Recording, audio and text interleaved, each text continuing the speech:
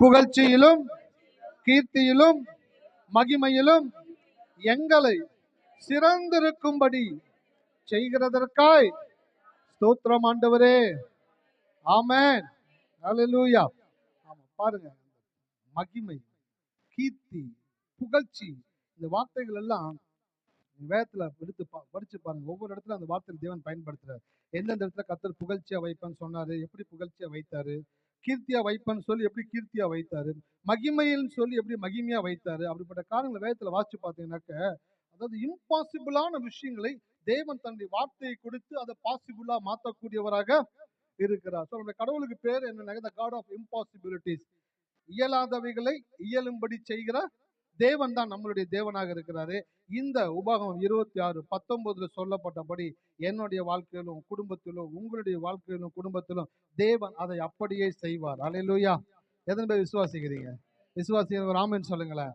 ஆமென். ஆண்டவரே, நீர் அப்படியே செய்ய போகிறதற்காய் நன்றி செலுத்துகிறோம் ராஜா. நன்றி நன்றி நன்றி. வசந்த வாசிங்க, கடந்து போகலாம். மார்க் 11:22-23 ஆகிய வசனங்கள். இயேசு அவர்களை நோக்கி, தேவனிடத்தில் விசுவாசம் உள்ளவர்களாயிருங்கள். எவனாயில் இந்த மலையை பார்த்து நீ பெயர்ந்து சமுத்திரே தள்ளுண்டு போ என்று சொல்லி தான் சொன்னபடியே நடக்கும் என்று தன் இதயத்தில் சந்தேகப்படாமல் விசுவாசித்தால் அவன் சொன்னபடியே ஆகும் என்று மெய்யாகவே உங்களுக்கு சொல்லுகிறேன். ஆமென். இந்த வசனத்துல இந்த சொல்றத குறித்து ரொம்ப டெப்தா இயேசு பேசியிருக்கிறது. சொல்லணும், ஒரு மனிதன் வாயை திறந்து சொல்லும் பொழுது அந்த காரியங்களை தேவன் செய்யக்கூடியவராக இருக்கிறார். சொல்லும் பொழுதுதான், அந்த காலை வேளையில சொன்ன பார்த்தீங்களா, சொல்லும் பொழுதுதான் நீங்க என்ன பண்றீங்கன்னாக்க உயிர் கொடுக்குறீங்களாம்.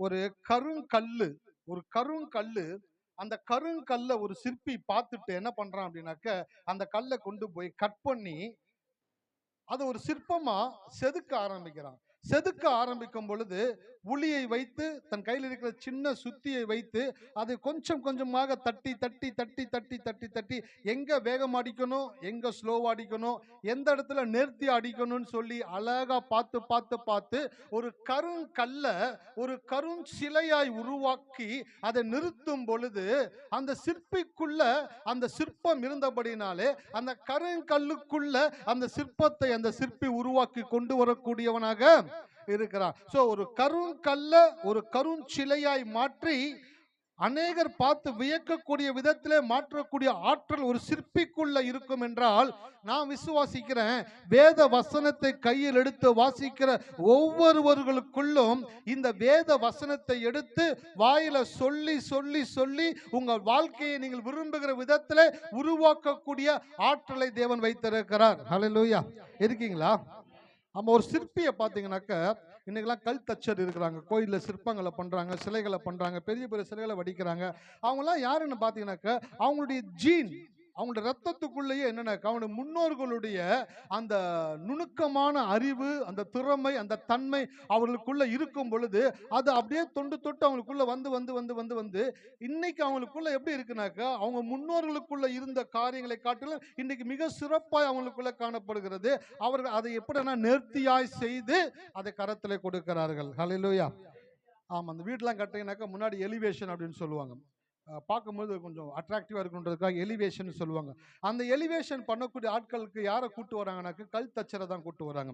ஏன்னாக்க அவங்களால மட்டும்தான் அந்த அழகா மடிக்கிறது, உருட்டுறது, அந்த ஒரு விஷயங்களை பண்றது பார்க்கும் பொழுது இம்ப்ரெஸ் ஆகக்கூடிய விதத்தில் பண்ணக்கூடிய அந்த கலை நுணுக்கங்கள் அவர்களுக்குள் இருக்கிறபடினால ஸ்பெஷல் ரேட்டு கொடுத்து அவங்களுக்கு வந்து என்னன்னாக்க ஒரு நாளைக்கு கூலின்னு கிடையாது, இதை பண்ணி கொடுத்தா 25,000 50,000 அந்த மாதிரி ரேட்டு பேசிட்டு வருவாங்க. ஏன்? அவங்களுக்குள்ள ஒரு ஆற்றலை தேவன் வைத்திருக்கிறார். அந்த ஆற்றலுக்கு அந்த ரேட்டை கொடுக்கக்கூடிய சூழ்நிலை நம்ம இருக்கிறோம். நான் கேட்கிறேன், ஒரு உலகத்தான் தன்னுடைய முன்னோர்களுடைய திறமை அவனுக்குள்ள வழி வழியாய் வந்து கொண்டிருப்பது உண்மை என்றால், அவருடைய நாமத்தின் மேல் விசுவாசம் உள்ளவர்களாய் அவர் ஏற்றுக்கொண்டவர்கள் எத்தனை பேர்களோ அத்தனை பேர்களும் தேவனுடைய பிள்ளைகளாகும்படிக்கு அவர்களுக்கு அதிகாரம் கொடுத்தது மாத்திரமல்ல, ஒவ்வொரு மாதமும் இயேசுவின் ரத்தத்தையும் சரீரத்தையும் விசுவாசத்தோடு கூட புசித்து பானம் பண்ணும் பொழுது நாம் தேவகுமாரனுடைய சாயலுக்கு ஒப்பாய் உருமாற்றப்பட்டு கொண்டு வருகிறோம். அல்லேலூயா. அப்ப அவனுக்குள்ள ஒரு கருங்கல்ல சிலையாய் மாற்றக்கூடிய ஆற்றல் இருக்குமே என்றால், நான் சொல்லுகிறேன், உங்களுக்குள்ள இயேசுவுக்குள்ள இருந்த அதே ஆற்றலை தேவன் உங்களுக்குள்ள வைத்திருக்கிறார். எத்தனை பேர் விசுவாசிக்கிறீங்க? ஆமா, கடவுள் இயேசுக்குள்ள இருந்த அதே ஆற்றல் உங்களுக்குள்ள இருக்குது. இன்னும் பெருசா இயேசு பூமியில வாழ்ந்தபோது சொன்னாரு, என்னை விசுவாசிக்கிறவன் நான் செய்த கிரியைகளையும் செய்வான், அதை காட்டிலும். யோசிச்சு பாருங்களேன். அன்றைக்கு ஒரு கற்சிலையை வடிச்சுக்கிட்டு இருந்தவங்க பெரிய பெரிய சிலையை வடிச்சாங்க, அப்புறம் சின்ன சின்ன சிலையை வடிச்சாங்க. இன்னைக்கு அவங்களுடைய சந்ததிகள் எப்படி பண்றாங்கனாக்க, அரிசியில பேர் எழுதுறானுங்க, சின்ன ஒரு இதுக்குள்ள ஒரு உருவத்தை வரைகிறாங்க. அந்த ஆற்றல் நுணுக்கங்கள் எவ்வளவு பெஸ்டா மாறி இருக்க பாருங்க. அப்ப நான் சொல்றேன், நீங்க தொடர்ந்து ஆலயத்துல வந்து உட்கார உட்கார உட்கார கடவுளுடைய வார்த்தையை படிக்க படிக்க படிக்க வாயை திறந்து சொல்ல சொல்ல சொல்ல உங்க வாழ்க்கையை நீங்க ரொம்பவும் நுணுக்கமா ரொம்பவும் நேர்த்தியாய் அழகாய் உருவாக்க முடியும். அல்லேலூயா. இருக்கீங்களா? ஆமாம். கல் தச்சரு அந்த கருங்கல்ல கொண்டு வந்து வச்சுட்டு தினந்தோறும் காலையில எந்திரிச்சு பாக்குறாரு, மத்தியானம் பாக்குறாரு, நைட்டும் பாக்குறாரு, போய் படுத்துறாரு. அது சிலையா மாறிடுமா? சொல்லுங்களேன். அதுக்கு ஒரு வேலை பார்க்கணும். ஒரு வேலை பார்த்தாதான் கருங்கல்லு கருஞ்சிலையா மாறும். இல்லைங்க, அவங்க 4-5 பரம்பரையா கல் தச்சிருங்க, அவங்களுக்குள்ள பயங்கர பவர் இருக்குது. அவங்க கண்ணில் பார்த்தாலே என்ன பண்ணுவானாக்கா, அந்த கருங்கல்ல லேசர் கட்டிங் போல கட் பண்ணி கட் பண்ணி கட் பண்ணி அப்படியே உருவாக்கிடுவாங்க. அப்படியே எங்க அப்பா, யார் அது காட்டுங்க பார்ப்போம். ஒருத்தனாலையும் பண்ண முடியாது. கல் தச்சரா இருந்தாலும் உளி எடுத்து சுத்தி எடுத்து தட்டுனாதான். சச்சின் டெண்டுல்கர் கிரவுண்டுக்குள்ள வந்துட்டாரு, உடனே 6 ரன்ஸ் கொடுத்துருவாங்களா? அடிச்சாதான். ஆமா, இல்லைனாக்க போய்கிட்டே இருக்க வேண்டியதுதான். அதே போல விசுவாசியா இருக்கிற நீங்க, இல்லையா நான் வேதத்தை வச்சிருக்கிறேயா, காலையில் ஒரு ஆட்டு எடுத்து மாரோடு அனுப்பிச்சுப்பேன், மதியம் ஒரு ஆட்டு எடுத்து முத்தம் விடுவேன், நைட்டு தலைமாட்டிலே வச்சுப்பேன். பைபிள் தான் பழசாகுமே தவிர வாழ்க்கை புதுசாகாது. நிறைய பேர் வீட்டுல பைபிள் பழசா இருக்குது, அதுல ஒரு பெருமை. பாருங்கய்யா 5 வருஷம் இந்த பைபிள் வச்சிருக்கையா, என்ன சொல்ல வர்றீங்க? இல்ல பழைய பைபிள் இது. வாழ்க்கை புதுசாகலையே, வாழ்க்கை அப்படியே இருக்குது, வாழ்க்கையில எந்த மாற்றமும் இல்லையே. வாழ்க்கை மாறணும் அப்படின்னாக்க பைபிளுக்குள்ள இருக்கிறது எங்க வரணும்? மைண்ட்ல வரணும், இருதயத்துல வரணும், வாயில வரணும்.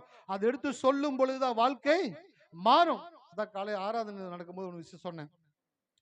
கடவுளுடைய பிள்ளைங்க வருத்தத்தையும் கஷ்டத்தையும் வேதனையையும் பிரச்சனையும் குறைவையும் பேசும் பொழுது என்ன நடக்குது அப்படின்னாக்க, நீங்கள் பேசும் பொழுது உங்களுடைய மனமும் உங்களுடைய மூளையும் உங்களுடைய வார்த்தையை கவனிக்கிறது.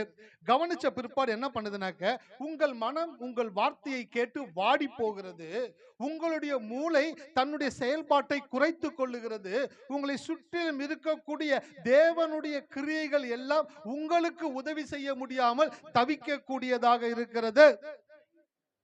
அதாவது ஒரு விளக்க எடுத்து அந்த விளக்குல எண்ணெயை ஊத்தி அதுல திரிய போட்டு அந்த திரிய பத்த வச்சுனாக்க விளக்கு என்ன பண்ணுங்க, பிரகாசமா எரியும். ஆனா அந்த விளக்க என்ன பண்றீங்க, திரிய கொஞ்சம் கொஞ்சமா உள்ள இறக்குறீங்க. திரிய உள்ள இறக்கணும், என்ன ஆயிடுச்சு? வெளிச்சம் போய் இருள் வந்துருச்சு. இப்ப விளக்கு இருக்குது, எண்ணெய் இருக்குது, திரி இருக்குது, ஆனா வெளிச்சம் இல்ல. இன்னைக்கு அநேக கிறிஸ்தவருடைய வாழ்க்கையில இதுதான் பிரச்சனை. கடவுள் இருக்கிறாரு, ஆவியானவர் இருக்கிறாரு, வார்த்தை இருக்குது, ஜபம் இருக்குது, எல்லாம் இருக்குது, ஆனா வெளிச்சம் மட்டும் இல்ல. ஏன் வெளிச்சம் இல்ல? ஏன் வெளிச்சம் இல்லைனாக்க, இவங்க வாயிலிருந்து பேசுகிற நெகட்டிவான வார்த்தைகள், ஹார்டான வார்த்தைகள், இருளான வார்த்தைகள், பலவீனமான வார்த்தைகள், சோர்வான வார்த்தைகள், நடக்காது, வராது, கிடைக்காது, முடியாது. நான் இன்னைக்கு சொல்றேன் பாருங்களேன், எப்ப உங்க வாயிலிருந்து முடியாதுன்ற ஒரு வார்த்தை வருதோ அப்பவே நீங்கள் உங்கள் தேவனை கொன்னு புதைச்சிட்டீங்கன்னு அர்த்தம். உங்க வாயில ஒரு வார்த்தை முடியாதுன்னு வந்துருச்சு அப்படின்னாக்க, உங்க கூட கடவுள் இல்ல அப்படின்றத நீங்க இன்டைரக்டா நீ உங்க வாயில இருந்து சொல்றீங்கன்னு அர்த்தம். அப்படி சொல்லும் பொழுது என்னெல்லாம் நடக்குது பாருங்க. உங்களுடைய பிரெயின் வீக் ஆகுது, உங்களுடைய மைண்ட் வந்து ரொம்ப வீக் ஆகுது, உங்களுடைய சரீரம் வீக் ஆகுது, உங்களால செய்ய முடிந்ததை கூட செய்ய முடியாமல் நீங்கள் சோர்ந்து போகிறீர்கள். எத்தனை பேர் இதை கவனிச்சிருக்கிறீங்க? ஆக்டிவா இருப்பாங்க, ஏதோ ஒரு போன் கால் வரும், அந்த போன் காலை எடுத்து பேசின உடனே அப்படியே கட கட கட கடன்னு உடம்புலாம் ஒரு மாதிரி ஆயிட்டு, ஏதோ ஒன்று சொல்லிட்டாங்கன்னு சொன்ன உடனே, ஏதோ நடக்காது, கிடைக்காது, வராதுன்னு சொன்ன உடனே அப்படியே பலவீனப்பட்டு சிங்க் நிறைய பாத்திரத்தை போட்டு வேகமா பாட்டு பாடி விளக்கிக்கிட்டே இருந்தவங்க, ஒரு ஃபோன் கால் வந்து யாரோ ஒருத்தர் சொன்ன உடனே அந்த பாத்திரத்தை கழுவ முடியல, மைண்ட் அப்படியே ஸ்டெக் ஆகி நிற்குது, வீடை கூட்ட முடியல, ஒரு துணி எடுத்து வைக்க முடியல, ஒரு சாப்பாடு செய்ய முடியல, சோர்வை நோக்கி போறீங்க, படுக்கையை நோக்கி போறீங்க, கொஞ்சம் உட்காந்து ரெஸ்ட் எடுக்கலாமான்னு யோசிக்கிறீங்க. ஆட்டோமேட்டிக்கா ஒரு வார்த்தை உங்களை என்ன பண்ணுதுங்க, அப்படியே கீழே தள்ளுது பாருங்களேன். அந்த நேரத்துல தான் என்ன பண்ணணுன்றதுக்காக தான் கோயிலுக்கு வர்றீங்க. ஆமென். ஆமா, அந்த நேரத்துல என்ன பண்ணணும் அப்படின்னாக்கா, அந்த நேரத்துல நீங்க என்ன பண்ணணும்? நீதிமான் துர்ச்செய்தியை கேட்கிறதனால் பயப்படான், அவன் இருதயம் கர்த்தரை நம்பி திடனாயிருக்கும். அந்த துர்ச்செய்தியோ நடக்காது, முடியாது, வராது, கிடைக்காது, போச்சு, வேணான்னு சொல்லி உங்ககிட்ட சொன்ன உடனே உங்க வாயில இருந்து என்ன வரணும் அப்படின்னாக்க, என் தேவன் எனக்காக யாவையும் செய்து முடிப்பார். ஹல்லேலூயா. சார், அவர் எனக்காக எல்லாம் செய்வார் சார், ஒரு நிமிஷத்துல காரியங்களை மாத்துவார் சார், இமை பொழுதுல தேவன் காரியங்களை எனக்கு மாற்றக்கூடியவரா இருக்கிறார் சார். இப்படி பேசுனீங்கன்னா தான் அந்த தேவன் சத்தியமா சொல்ற உங்க வாழ்க்கையில வேலை செய்வாரு. இல்லைனாக்கா வேடிக்கை தான் பார்ப்பாரு. கடவுள் உங்களுக்கு வேலை செய்யணுமா, வேடிக்கை பார்க்கணுமா? சொல்லுங்க. கடவுள் வேலை பார்க்கணும் உங்க வாழ்க்கையில, அது விரும்புறாரு தேவன். அதான் வேதம் சொல்லுது, இஸ்ரவேலை காக்கிற தேவன் தூங்குவதும் இல்லை. எதுக்கு தூங்காமல் உறங்காமல் இருக்கிறார்னாக்க, உங்களுக்கு உதவி செய்யும்படியாக. எங்கெல்லாம் இருந்து நீங்கள் உதவி எதிர்பார்த்து கொண்டு இருக்கிறீங்களோ அந்த இடத்தை கடந்து தேவனிடத்திலிருந்து உங்களுக்கு உதவி கடந்து வர போகிறது. எத்தனை பேர் விசுவாசிக்கிறீங்க? கிழக்கிலும் மேற்கிலும் இருந்து ஜெயம் வராது, ஜெயமோ. பாருங்க, ஒரு மனுஷன் அந்த வார்த்தையை சொல்லும் பொழுது அது எவ்வளவு ஒரு இம்பாக்டை கிரியேட் பண்ணுது பாருங்களேன். உங்களுக்கு தெரியல, டாக்டர்கிட்ட போறீங்க, ஒரு இன்ஜெக்ஷன் ஒன்று போடுறாரு, ஊசி போடுறாரு ஜுரத்துக்கு. போகும்பொழுது தள்ளாடி 2 பேர் அப்படியே தோல் மேல கையை போட்டு கூட்டு போனாங்க. ஹாஸ்பிட்டல்ல போய் உட்காந்தீங்க, அவ்வளோ கூட்டத்தின் மத்தியில் வெயிட் பண்ணீங்க. டாக்டரை பார்த்தீங்க, டாக்டரை பார்த்தோன்னே டெம்பரேச்சர் செக் பண்றாரு, ஒரு ஊசியை போடுறாரு. ஊசியை போட்ட உடனே சொல்றாரு, மாத்திரை எழுதி கொடுத்து சாப்பிட்டு இந்த மாத்திரை போடுங்கன்றார். ஊசி போட்டுட்டு வீட்டுக்கு வர்றதுக்குள்ள மாற்றங்களை சரீரத்தில் உணர்ந்திருக்கீங்களா இல்லைங்களா? எவ்வளோ ஜுரத்துல போனீங்க, கொதிக்கிற மாதிரி இருந்துச்சு. இன்ஜெக்ஷன் போட்டு வீட்டுக்கு வந்த உடனே ஆட்டோமேட்டிக்காக உங்களோட சரீரம் லைட்டை ஃப்ரீயாக ஃபீல் பண்ணாம. நாளைக்கு வேலைக்கு போகலாமான்னு யோசிச்சவங்க வீட்டு சொல்றீங்க, கொஞ்சம் பரவாயில்ல, நாளைக்கு வேலைக்கு நான் போறேன். இன்னும் விடியவே இல்லை, இன்னும் படுக்கவே இல்லை, அதுக்குள்ளே பேச்சு பாருங்க. ஆஸ்பத்திரிக்கு போறதுக்கு முன்னாடி என்ன சொன்னாங்க? வேலைக்கு போகணும்னு தெரியல. இப்போ சொல்றாங்க, நான் வேலைக்கு போறேன், ரெடி பண்ணி வச்சிருன்றாங்க. என்ன பண்ணாங்க? ஒரு இன்ஜெக்ஷன் உள்ளுக்குள்ள போன உடனே அது என்ன பண்ணுச்சுன்னு யாருக்காச்சும் தெரியுமா? அது எவ்வளவு வேலை பண்ணிருக்கு தெரியுங்களா? அந்த இன்ஜெக்ஷன் உங்களுடைய அந்த சரீரத்துக்குள்ள போட்ட உடனே அந்த இன்ஜெக்ஷன்ல இருக்கக்கூடிய அந்த மருந்து தீவிரமாய் கடந்து சென்று எந்தெந்த இடத்துல பலவீனத்தினாலே உங்களுடைய சரீரம் பாதிக்கப்பட்டிருக்கிறதோ அந்த பாக்டீரியாவுக்கு போயிட்டு வேலை செஞ்சு அதை அழிச்சு அந்த சுகவீனத்தை மாற்றி, பலவீனத்தை மாற்றி, சோர்வை நீக்கி நீங்கள் உற்சாகத்தை உணரக்கூடிய விதத்துல அது அவ்வளவு ஸ்பீடா வேலை பார்க்கக்கூடியதாக பாருங்க. ஒரு மனுஷன் கண்டுபிடிச்ச ஒரு இன்ஜெக்ஷன் ஒருத்தனுக்குள்ள போய் சோர்வை நீக்கி அவனை உற்சாகமாக்குனாக்க, தேவன் எழுதி கொடுத்த வார்த்தை அந்த மாதிரி பண்ணாதுன்னு நினைக்கிறீங்களா? அதை விட 1000 மடங்கு செய்யும். செத்து போயிருக்கிறவன், உயிருக்கு போராடிக்கிட்டு இருக்கவன்கிட்ட கொண்டு போய் கடவுளுடைய வார்த்தையை சொல்லும் பொழுது அந்த வார்த்தை அவனை உயிரடைய செய்யக்கூடியதாக. அதான் வசனம் சொல்லப்பட்டிருக்குது, அவர் சோர்ந்து போகிறவனுக்கு, சத்துவம் இல்லாதவனுக்கு சத்துவத்தை பெருக பண்ணுகிறார். எப்படி பண்ணுவாரு? அங்க பரலோகத்திலிருந்து கை காமிச்சான ஒரு லைட் மேல அடிக்கும். அந்த லைட் அடிச்சோன்னு கடவுளுடைய கிருபை மேல வந்துருச்சு. அதெல்லாம் படத்துல எல்லாம் பார்த்து ஏமாந்து போகாதீங்க. அங்க கடத்துல இருந்து கை காட்டுறதும் ஒளி உங்க மேல படுறதும் அந்த சீன்லாம் கிடையவே கிடையாது. என்னன்னாக்க தேவன் தன்னுடைய வார்த்தையை கொடுப்பார். ஹல்லேலூயா. இருக்கீங்களா? ஆமா, வார்த்தை தான் உள்ள போய் வேலை செய்யக்கூடியதாக இருக்கிறது. பாருங்க, அனுபவத்தை பேசுகிறவர்கள் உலக மக்கள், பேசுவதை அனுபவிப்பவர்களே தேவ மக்கள். எத்தனை பேருக்கு வார்த்தை உள்ள போகுது? 3 பேத்துக்குள்ள போயிருக்கு. நன்றி, கர்த்தருக்கு ஸ்தோத்திரம்.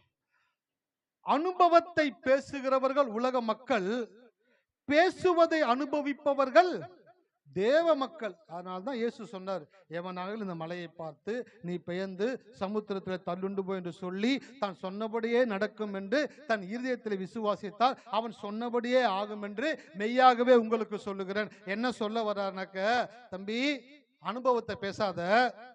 நீ உன் அனுபவம், உங்க அப்பா அனுபவம், உங்க அம்மாவுடைய அனுபவம், உன் ஃப்ரெண்டுங்களுடைய அனுபவம், உங்க சொந்தக்காரங்களுடைய அனுபவம், அனுபவத்தெல்லாம் பேசக்கூடாது.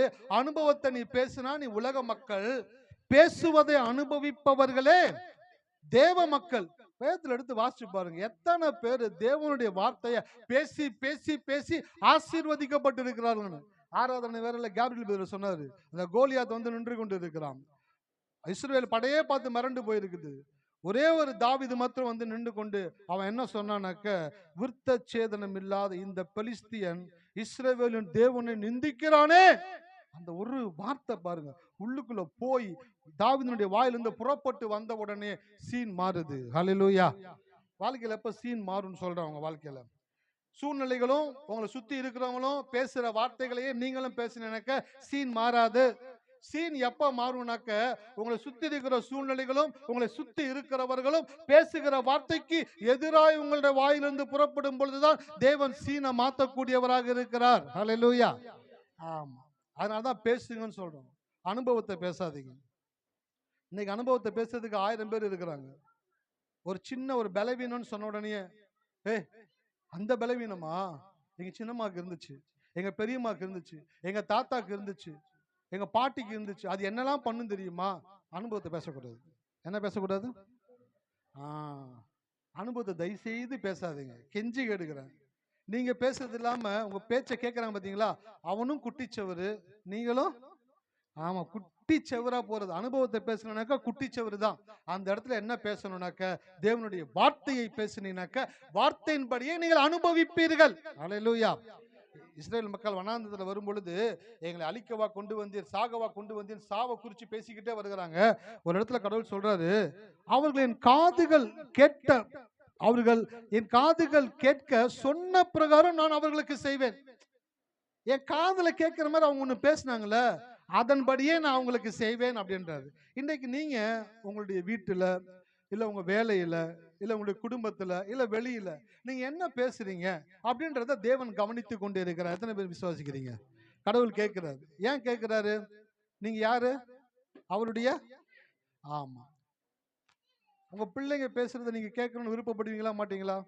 உங்க பிள்ளைங்க பேசும்போது என்ன பேசுற, என்ன தப்பா பேசுற, என்ன அசுத்தமா பேசுற, என்ன அவிவிசுவாசமா பேசுற, ஏன் சந்தேகத்தை பேசுற, உங்க பிள்ளைங்களை நீங்க கரெக்ட் பண்றீங்களா? அவர் என்ன அப்படியே கண்டுக்காம விட்டுருவாரா? எப்படினாலும் புறம்போக்கா போன்னு விட்டுருவாரா?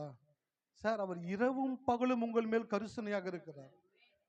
உங்களுடைய இருதயத்தில் சொல் பிறவாதற்கு முன்பே அதையெல்லாம் அறிந்திருக்கிறார். அப்ப நீங்க பேசுகிற ஒவ்வொரு வார்த்தைகளையும் உங்களுடைய மனைவி கேட்கிறாங்களோ, கணவர் கேட்கிறாங்களோ, பிள்ளைங்கள் கேட்கிறாங்களோ, நண்பர்கள் கேட்கிறாங்களோ இல்லையோ, நல்லா தெரிஞ்சுக்கங்க, உங்களை உண்டாக்கின தேவன் உங்க பக்கத்திலிருந்து உங்களுடைய வார்த்தைகளை கவனித்துக் கொண்டிருக்கிறார். உலகத்துல யாரை வேதனைப்படுத்தினாலும் திருப்பி சரி பண்ணிடலாம். தேவனை வேதனைப்படுத்தினா மட்டும் உங்களால சரி செய்யவே. ஆமா, பலியை பார்க்கிலும் இரக்கத்தையே விரும்புகிறேன் அப்படின்னு சொல்றாரு. அதனால உலகத்துல எந்த ஒரு மனுஷனை நீங்க வேதனைப்படுத்தினா கூட அவனுக்கு ஒரு கிஃப்ட் கொடுத்தீங்கன்னு வச்சுங்களேன், மறந்துடுவான், இல்ல மன்னிச்சிடுவான், இல்ல மாறிடுவான். ஆனா இந்த தேவனுக்கு என்னத்தை கொடுப்பீங்க? இந்த தேவனுக்கு ஒன்றும் கொடுக்க முடியாது. இந்த தேவனை நீங்க காம்ப்ரமைஸும் பண்ண முடியாது. இந்த தேவனை நீங்க சரி கட்டவும் முடியாது. இந்த தேவனுக்கு ஒன்னே ஒன்று செய்யலாம். இந்த தேவன் என்னோடு கூட இருக்கிறபடியினாலே அவர் என் வாழ்க்கையில் இருக்கிற எல்லாவற்றையும் அவருடைய விருப்பத்தின்படியும் சித்தத்தின்படியும் எனக்கு நன்மையாகத்தான் மாற்றி கொடுப்பார். ஹல்லேலூயா. இத சொல்றதுக்கு வாய் வலிக்குது. வாய் வலிக்குது. இன்னைக்கு அதான் எடுத்துன்னு வந்திருக்கிறேன். நோவா குறித்து உங்கள்கிட்ட பேச போறேன். நோவா எப்படி பண்ணாரு, என்ன பண்ணாரு, அதை குறிச்செல்லாம் அப்படியே உங்கள்கிட்ட டீப்பா பேசவே கடந்து போக போறேன்.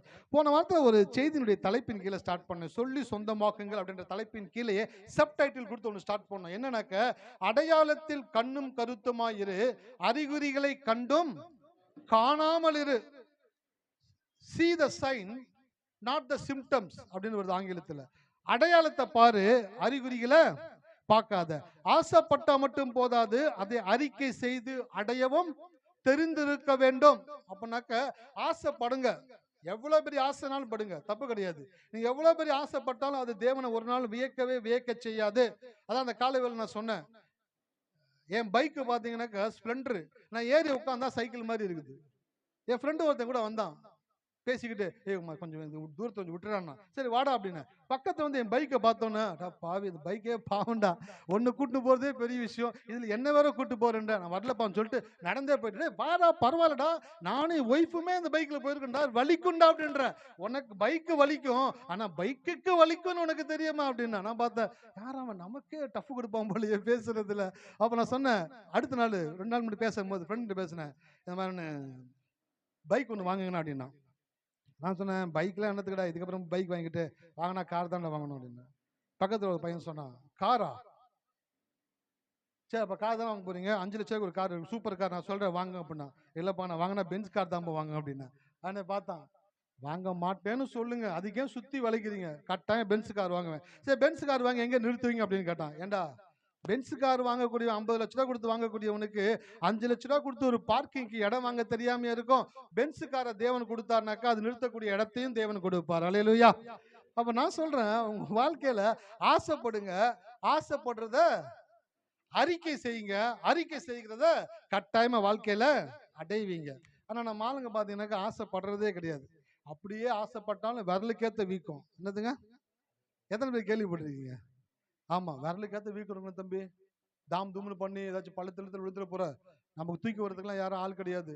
இருக்கிறத வச்சு ஒப்பேத்து, இருக்கிறத வச்சு அட்ஜஸ்ட் பண்ணி வாழ்க்கையை வாழ கத்துக்கோ. விரலுக்கேத்த வீக்கம் இருக்கணும். இவங்களெல்லாம் அப்படியே ஓரமா நிக்க வச்சு என்ன பண்ணுங்க செய்யணும். அவங்கனால முடியலன்றத ஒரு கூட்ட மக்களையும் முடியாத அளவுக்கு அவங்களுக்குள்ள பள்ளத்தில் தள்ளி விட்டுட்டு போயிட்டானுங்க. விரலுக்கேத்த வீக்கம் இருக்கணும். அதெல்லாம் எங்க எந்த பைபிள் இருக்குது? இல்ல யார் எழுதி வச்சான்னு தெரியல. வயசான பாட்டி சொன்னதெல்லாம் நம்பிக்கிட்டு இருக்கிறாங்க. ஆனா கடவுள் சொன்னதை மட்டும் நம்புறது இல்ல. கடவுள் சொல்றாரு, இப்பொழுது இருக்கிறதை காட்டிலும் 1000 மடங்கு உங்களை தேவன். ரெபேக்கால அவங்க வீட்டுல அனுப்புறாங்க. எலியேசர் கூட, என் சகோதரியே நீ கோடா கோடியாய். எப்படி யூஸ் பண்றாங்க பாருங்க வார்த்தையை. என் சகோதரியே விரலுக்கேத்த வீக்கம் இருக்கணுமா? அங்க ஆபிரகாம் வீட்டுல போய் சுட்டித்தனம் பண்ணக்கூடாது, அங்க போய் வாயாடக்கூடாது, அதெல்லாம் சொல்லி அனுப்பிச்சாங்க. என் சகோதரியை நீ கோடா கோடியாய் பெருகுவாயாக, உன்னோடு கூட தேவன் இருப்பாராக. அந்த வார்த்தைகள் எல்லாம் கேட்கும் பொழுது அந்த பொண்ணு போகும் பொழுது ஒரு நம்பிக்கையோடு கூட போகிறான். அப்ப நான் சொல்றேன், இன்னைக்கு பெரிய பெரிய வார்த்தைகளை பயன்படுத்துங்க. உங்க பிள்ளைங்க வளர்றாங்களா? பிள்ளைங்கள்ட்ட சொல்லி வளங்க. உனக்குள்ள கடவுள் இருக்கிறாரு, நீ நல்லா படிச்சு நீ பெரிய ஆளாகி நீ ஏசப்பாக்கு நீ பெரிய பெரிய காரியங்களை செய்யக்கூடிய விதத்துல உன்னை தேவன் தெரிந்து கொண்டு இருக்கிறாரு. நீ என்ன படிக்கிறியோ படி, நீ படிக்கிறதுல உனக்கு கடவுள் எல்லாவற்றிலும் உதவி செய்வார். நீ மேல வருவ, உனக்காக தேவன் வழி வாசல்களை ஏற்படுத்தி வைத்திருப்பார். அதற்கு வேண்டிய நபர்களை தேவன் கொண்டு வந்து சேர்ப்பார். நீ என்ன நினைக்கிறியோ அதை வாழ்க்கையில அச்சீவ் பண்றதுக்கு மம்மியும் டாடியும் கூட இருக்கிறோம், நாங்க சப்போர்ட் பண்றோம். என்ன சொல்லி வளர்க்குறாங்கன்னு அதையும் சொல்லிடுறேன். பாருப்பா, அவ்வளவுதான், பையன் முடிஞ்சிச்சு. படிக்க வைக்க மாட்டாங்க.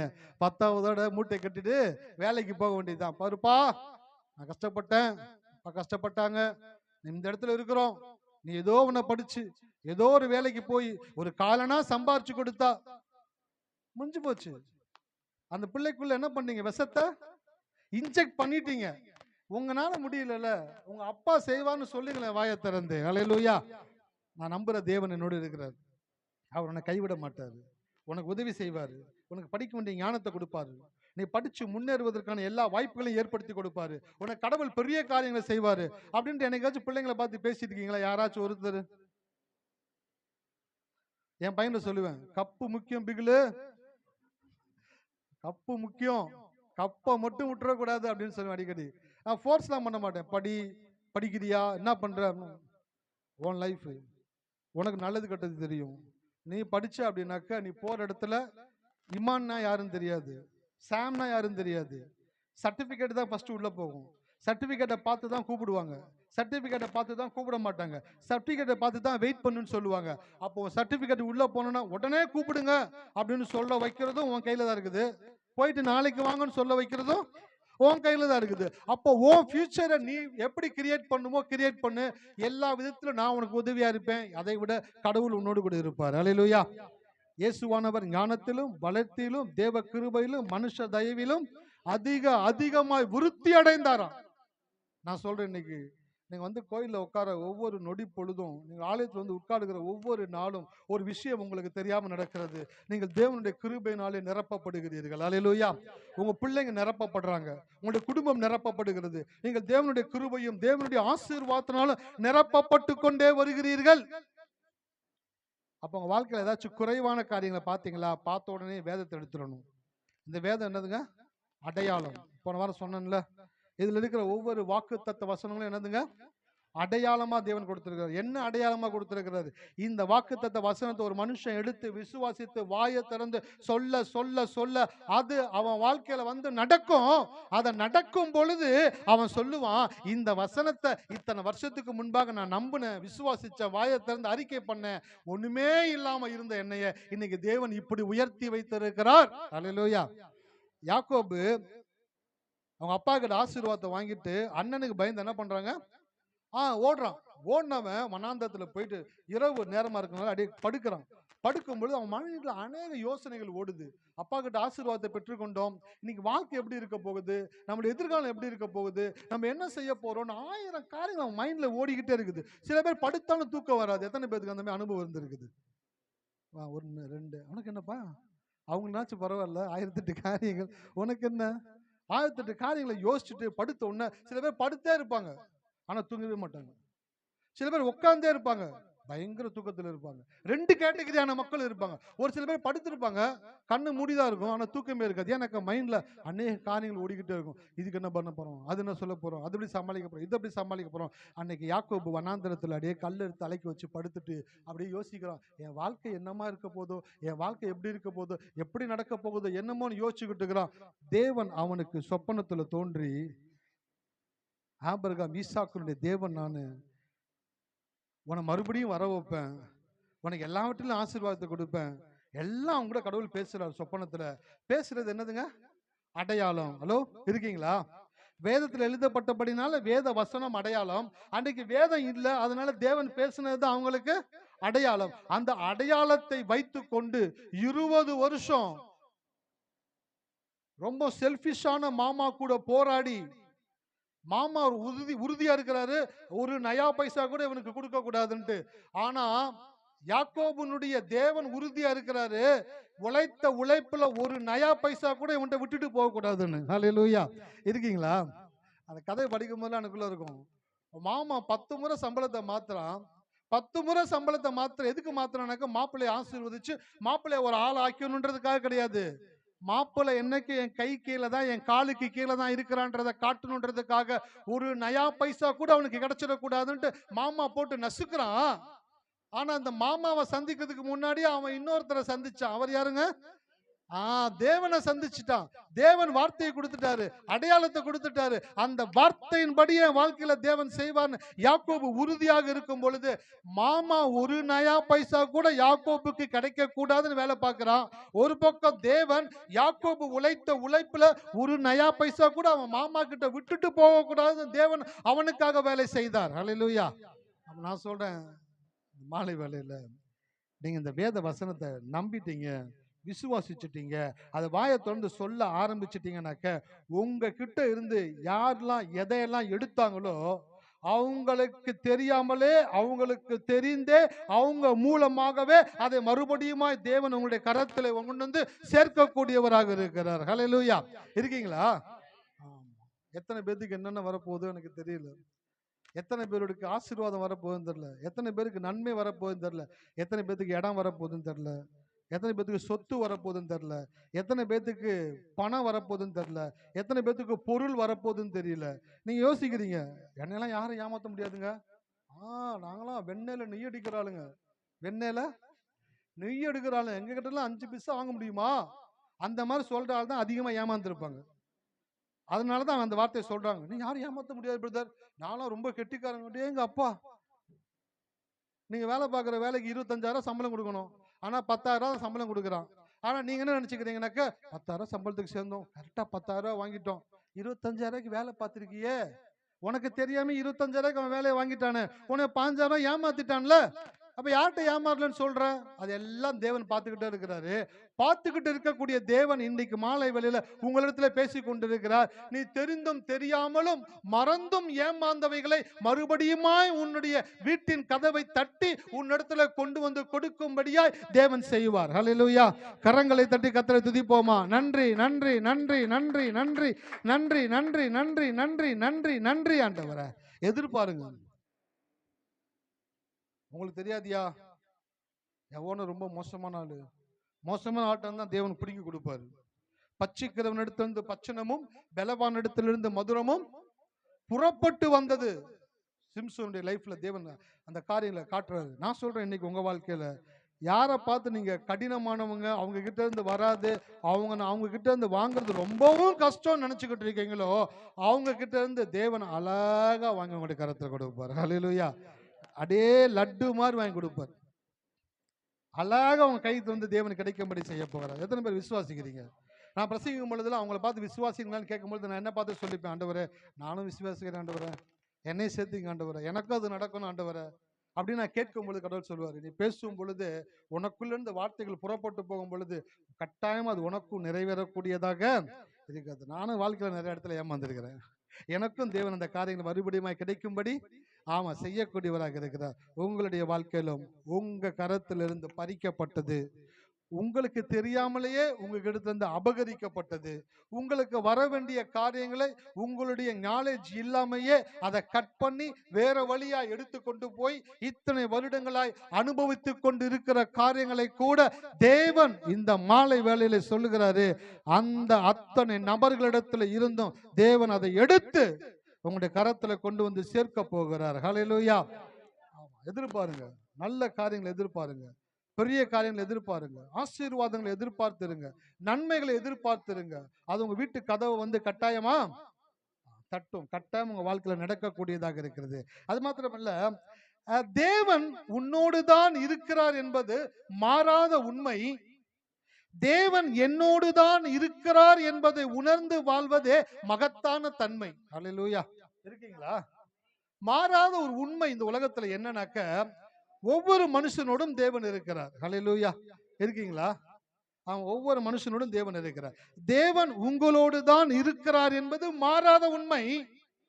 தேவன் என்னோடு தான் இருக்கிறார் என்பதை உணர்ந்து வாழ்வதே மகத்தான தன்மை. ஒரு மனுஷன் எப்போ ஒரு மகத்தானவனாக மாறுறான் அப்படின்னாக்க, அவன் ஒரு உயர்ந்த ஸ்தானத்துல போயிட்டு அவனுடைய பேச்சை மாத்திக்கிட்டு, அவனுடைய முக பாவனையை மாத்திக்கிட்டு, ஹேர் ஸ்டைலை மாத்திக்கிட்டு, பேசுறதை மாத்திக்கிட்டு, ரொம்பவும் நிதானமா, நேர்த்தியாய், பொறுமையா, அழகா, அன்பா அந்த மாதிரி பேசுறது மகத்தான தன்மை கிடையாது. அது வேஷம். என்னதுங்க? அவன் வெளியில போகும்போது ஒரு கோட் எடுத்து வாரி அழகா அசையாம இருக்கும். வீட்டுக்குள்ள வந்தோன்னே வெளியே போயிட்டு வரதுல என்ன இருக்குது, முடிய கலைச்சிடுறாங்க. வெளியே போகும்போது அன்பா பேசுறது, வீட்டுக்குள்ள வந்தோன்னே வம்பா பேசுறது, வெளியில போகும்போது டிப்டாப்பா ட்ரெஸ் பண்ணிட்டு போறது, உள்ளுக்குள்ள வந்தோன்னா பயங்கரமான சேட்டை பண்றது. அதெல்லாம் என்னன்னாக்கா வேஷமான காரியங்கள். மகத்தான காரியங்கள் என்னன்னாக்கா ஒன்னே ஒண்ணுதான், தேவன் என்னோடு கூட இருக்கிறார். ஹல்லேலூயா. தேவன் உன்னோடு தான் இருக்கிறார் என்பது மாறாத உண்மை. தேவன் என்னோடு தான் இருக்கிறார் என்பதை உணர்ந்து வாழ்வதே மகத்தான தன்மை. ஒரு மகத்தான தன்மை உங்க வாழ்க்கையில எப்ப வரும்னாக்க, கடவுள் என்னோடு கூட இருக்கிறார். ஹல்லேலூயா. இருக்கீங்களா?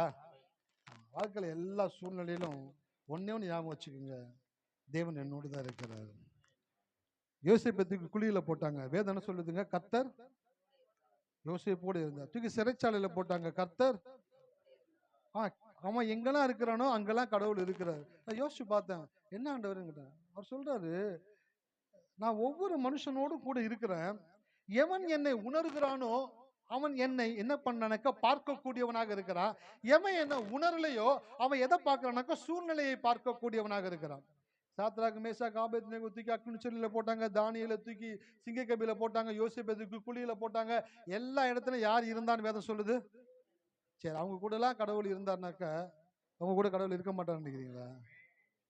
அவங்க கூட தான் இன்னும் அதிகமா இருப்பாரு. ஏன் தெரியுங்களா? அன்னைக்கு அவங்களுக்கு மீட்பு உண்டாகல, பாவ மன்னிப்பு உண்டாகல. அப்படிப்பட்ட நபர்களோடு கூடயே கடவுள் இருப்பார் என்றால், இன்றைக்கு தேவகுமாரனுடைய ரத்தம் சிந்தப்பட்டு மரித்து உயிரோடு கூட எழும்பி, நீங்கள் என்னுடைய சகோதரர்களாக, அவர் மூத்த சகோதரனாக இருக்கிறார், நாம் எல்லாம் அவருடைய அடுத்த சகோதரர்களாக இருக்கிறோம், தேவகுமாரனுடைய சாயலுக்கு ஒப்பாக இருக்கிறோம், தேவனுடைய பிள்ளைகளாக இருக்கிறோம். இதெல்லாம் எதை காட்டுதுனாக்க, தேவன் நம்மோடு இருக்கிறார் என்பதை காட்டுகிறது. ஹல்லேலூயா. உங்களோடு கூட கடவுள் இருக்கிறார். 1000 பேர் சொல்லட்டும் இல்லையா? அவர் ஊழியக்கார பார்த்தேன், அவர் 80 வயசு, ரொம்ப ரொம்ப பரிசுத்தமான தேவ மனுஷன். அவர் சொன்னாரு, தம்பி கொஞ்சம் எச்சரிக்கையா நடந்துக்குங்க, உங்க வாழ்க்கையில பிசாசு ஒரு காரியத்தை பண்ண போறான் அப்படின்னு சொன்ன உடனே ஓன்னு உட்காந்து அழுகக்கூடாது.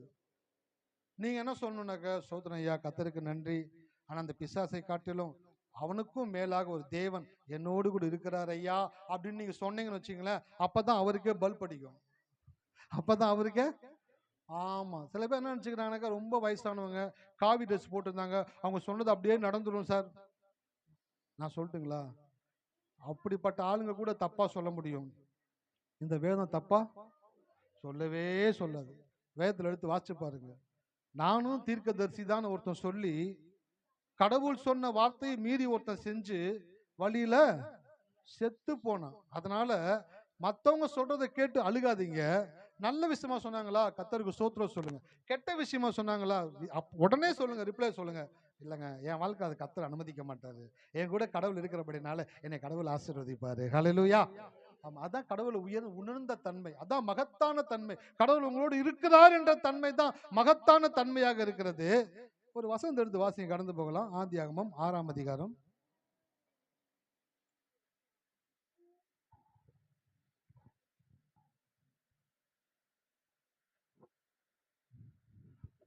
அடையாளம் எதற்கு? அடைய வேண்டியவதை அடைவதற்கு. அடையாளம் எதுக்குங்க சொல்றோம் நம்ம? எல்லாரும் கவனிங்களே, அடையாளம் எதுக்கு சொல்றோம்? அடைய வேண்டியதை அடைவதற்கு. ஒரு அடையாளம் சொல்றோம். உங்க வீட்டுக்கு நாங்க எப்படி வர்றது அப்படின்னு கேட்ட உடனே, ஐயோ இவங்க வீட்டுக்கு வர்றாங்களா, சரி தப்பான ஒரு அடையாளத்தை சொல்லி சுத்த விட்டுறலாம் அப்படின்னு யாராச்சும் யோசிப்பீங்களா? வரக்கூடிய ஆள் எவ்வளவு சிம்பிளா ஈஸியா வரலான்னு தான் அடையாளம் சொல்லுவீங்க. ஆமாவா இல்லைங்களா? யாராச்சும் அந்த மாதிரி இருக்கிறீங்களா? சிரிக்கிறத பார்த்தா சந்தேகமா இருக்குது. வீட்டுக்கு வராங்க, எங்க வீட்டுக்கு வர்றதுக்கு நேரா வந்துடலாம், வேணாம் சுத்த விடுவோம். அவங்க சுத்தி வர்றதுக்குள்ள வீடை கிளீன் பண்ணி ஒதுங்க வச்சு மாத்தி கீத்தி அப்படியே வரும்போது பிளசண்டா அப்படியே பர்ஃபெக்டா மாத்திடலான்ட்டு வரும்போது அவங்க வந்துருவாங்க. முடிச்சுட்டு போகும்போது பார்ப்பாங்க, டக்குன்னு மெயின் ரோடு வந்துடும். என்னடா டக்குன்னு மெயின் ரோடு வந்துருச்சு, இதுக்கு இவங்க இவ்வளோ சுத்த விட்டுருக்காங்களே. ஞானிகளா இருந்தா புரிஞ்சுப்பாங்க, ஓகே அவங்க வீட்டுக்கு போறதுக்குள்ள வீடை கிளீன் பண்ணி வச்சுட்டாங்க போல, அதனால தான் நம்மளுக்கு அடையாளத்தை சுத்தி சொல்ல வச்சிருக்கிறாங்க. அப்ப அடையாளம் எதற்கு? அடைய வேண்டியதை. ஆமா. அப்ப அடையாளம் எப்படி சொல்லுவீங்க? ஈஸியா சொல்லுவீங்களா, கஷ்டமா சொல்லுவீங்களா? ஆமா, எவ்வளவுக்கு எவ்வளவு ஈஸியா சொல்ல முடியுமோ அவ்வளவுக்கு எவ்வளவு ஈஸியா சொல்லுவீங்க. நான் ஒரு அடையாளம் கேட்கிறேன், பிரதர் நீங்க எங்க இருக்கீங்க பிரதர்? ஐயா நான் ரெடில்ஸ்ல இருக்கிறேன், நான் வியாசர்பாடி வரணும். ஐயா நீங்க ரெடில்ஸ் நடக்க, நீங்க ரெடில்ஸ்ல என்ன பண்றீங்கன்னாக்க நேரா வந்துட்டு ரெடில்ஸ் பஸ் ஸ்டாண்டுக்கு போயிடுங்க. சரிங்க, அங்க 57 எஃப் ஏறுங்க. இல்லைங்க, வியாசர்பாடியில எந்த இடத்துக்கு வரணும்? நான் சொல்றதை கேளுங்க. 57 எஃப் ஏறுங்க. நேரம் என்ன பண்றீங்கன்னாக்கா வந்து இந்த இடத்துல இறங்கிருங்க, ராமலிங்க கோயில இறங்கிருங்க. சரிங்க, இந்த ராமலிங்க கோயில இறங்கி ரயில்வே கேட் இருக்கும், உஷாரா வரணும். அடிக்கடி போட்டு போயிட போறீங்க ட்ரெயின்ல, அவன் பார்ப்பான். நான் போனை வச்சிருங்க, உங்க வீட்டுக்கு வரலான்னு ஒரு முடிவு எடுத்ததுக்கு இப்படி ஒரு எனக்கு ரோதனையா?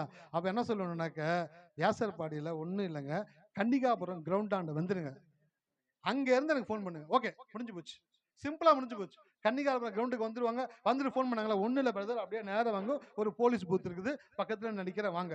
ஈஸியா வழி சொல்லிட்டீங்க. சோ அடையாளம் எதுக்கு சொல்றீங்க? அடைய வேண்டியதை அடைவதற்கு. அப்ப கடவுள் வேத வசனத்தை எதுக்கு எழுதி கொடுத்திருக்கிறாரு? நீங்க கஷ்டப்பட்டு வாழ்க்கை முழுக்க சுத்திக்கிட்டே இருக்கிறதுக்கா? இல்லங்க, இஸ்ரவேல் மக்கள் 40 வருஷம் வனாந்தரத்திலே சுத்துனானுங்க, திமிர் எடுத்து சுத்துனானுங்க, கீழ்ப்படியாம சுத்துனானுங்க, விசுவாசம் இல்லாம சுத்துனானுங்க. ஆனா தேவன் அப்படியே விரும்பி இருந்தார், அவங்களை ஈஸியா கொண்டு போலான்னு பிளான் பண்ணி இருந்தாரு. அவனுங்க தான் வேணும்னே மாட்டிக்கிட்டானுங்க. இந்த மாலை வேளை கடவுள் சொல்றாரு, அடையாளம் அடைய வேண்டியதை அடைவதற்கு. அப்ப இந்த வேத வசனங்கள் எல்லாம் தேவன் எப்படி கொடுத்திருக்கிறாரு? அடையாளமா கொடுத்திருக்கிறாரு. எதுக்கு அடையாளமா கொடுத்திருக்கிறாரு? நீங்கள் அடைய வேண்டும் என்பதற்கான ஒரு அடையாளமாக தேவன் கொடுத்திருக்கிறாரு. இதுல இருக்கிற வாக்கு தத்தங்களை எல்லாம் நீங்க அடைய முடியும். அல்லேலூயா. இருக்கீங்களா? சில பேர் என்ன நினைக்கிறாங்க, வாக்கு தத்தங்களை படிக்கும் பொழுது இதெல்லாம் நமக்கு நடக்காது, நீ அநேக ஜாதிகளுக்கு கடன் கொடுப்பாய், நீயோ கடன் வாங்காது இருப்பாய், அதை மட்டும் பாக்குறாங்க. நான் கடன் வாங்காம இருப்பேன்றதை நான் ஒத்துக்கிறேன், அநேக ஜாதிகளுக்கு கடன் கொடுப்பேன்னு சொல்றீங்க பாத்தீங்களா, ஜென்மத்தில் இது நடக்கவே நடக்காது. அப்புறம் என்ன பண்றீங்கன்னாக்கா அடையாளத்தை தப்பா பாக்குறீங்க. அந்த அடையாளம் உங்களுக்கு கொடுத்தது உங்க வாழ்க்கை அப்படி இருக்குன்றதுக்காக தான் தேவன் எழுதி கொடுத்திருக்கிறார். ஹல்லேலூயா. இல்லையா, நான் கடன் வாங்காம இருந்தாலே போதும்யா, நான் ஏன் கடன் கொடுக்க போறேன்? சில பேர் யோசிக்கிறாங்க. ஆனா கடவுளுடைய விருப்பம் என்ன தெரியுங்களா? நீ அநேக ஜாதிகளுக்கு நீயோ கடன் வாங்காது இருப்பாய். யாருக்கு சொன்னார் இத? ரோல்ஸ் ராய்ஸ் கார்ல போயிட்டு மாளிகையில வாசம் பண்ணிக்கிட்டு 100 வேலைக்காரங்க இருக்கிற அம்பானிக்கு கொடுத்தான்னு நினைக்கிறீங்களா? அவனுக்கா கொடுத்தாரு? அரை வயிற்று சாப்பாடு இல்லாம, அடுத்த வேலை இல்லாம, அடுத்த மாசம் வாடகை கொடுக்க முடியாம, அடுத்து என்ன பண்ண போறோன்னு தெரியாம விழி பிதுங்கி இருக்கிற மனிதன் தேவனுடைய வார்த்தையை பார்க்கும் பொழுது அது அவனுக்கு ஔஷதமாக இருக்கிறது. நீயோ அநேக ஜாதிகளுக்கு கடன் கொடுப்பாய், நீ கடன் வாங்காதிருப்பாய் என்று எழுதப்பட்டிருக்கிறபடினாலே நான் இந்த அடையாளத்தை பார்க்கிறேன். இந்த அடையாளம் என் வாழ்க்கையில நடக்க வேண்டும் என்று விரும்புகிறேன். இதை தேவன் என் வாழ்க்கையில கட்டாயமாக செய்வார் அப்படின்னு ஒருத்தர் விசுவாசிக்கும் பொழுதுதான் அதற்குரிய கதவுகளை தேவன் திறந்து விடுகிறார். இப்ப இந்த இடத்துல இருக்கிறோம், ஏசி ஓடுது, ஆனால் எனக்கு வேர்க்குது, ஃபுல்லா அடைச்சிருக்கிறோம். இப்போ என்ன பண்றோம் அப்படின்னாக்க, இந்த இடத்துல ஒரு ஜன்னல் வைக்கிறோம். ஒவ்வொரு இடத்துல ஒவ்வொரு ஜன்னலா ஏற்படுத்தி வைக்கிறோம். ஏற்படுத்தி வச்சுட்டு அந்த ஜன்னல் ஃபுல்லா அடைச்சு வச்சிருக்கிறோம். அடைச்சு வச்சிருந்தா உள்ள என்ன இருக்கும்?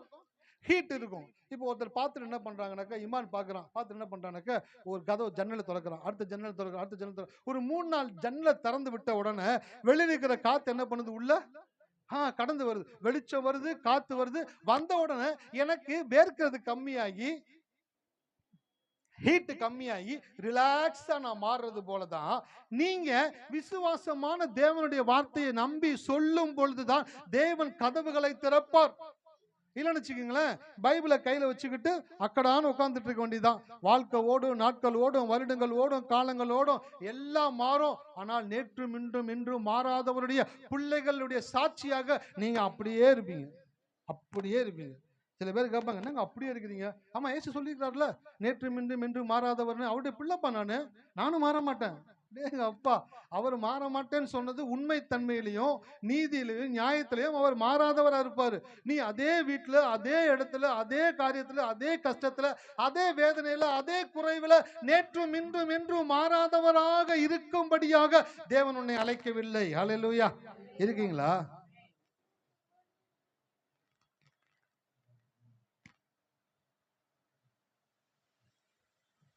கடவுளை குறித்து சொல்றதுக்கு 2 வழி இருக்குது. ஒண்ணு, கடவுள் உனக்கு செய்வார்னு சொல்றது ஒண்ணு.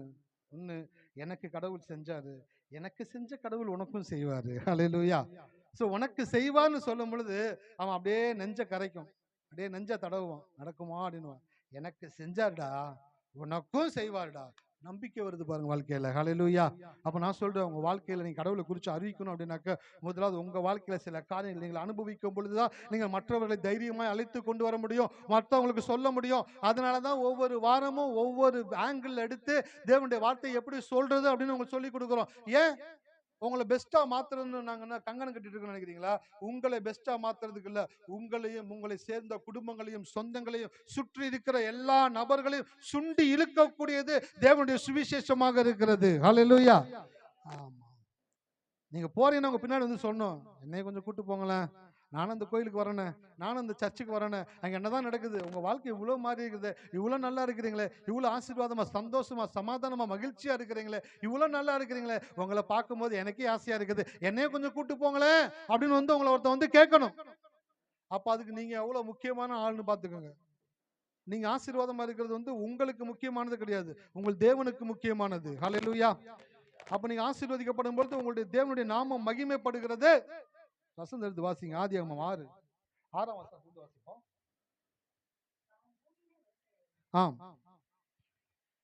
தாம் பூமியிலே மனுஷனை உண்டாக்கினதுக்காக கர்த்தர் மனஸ்தாபப்பட்டார். அது அவர் இருதயத்துக்கு விசனமாயிருந்தது.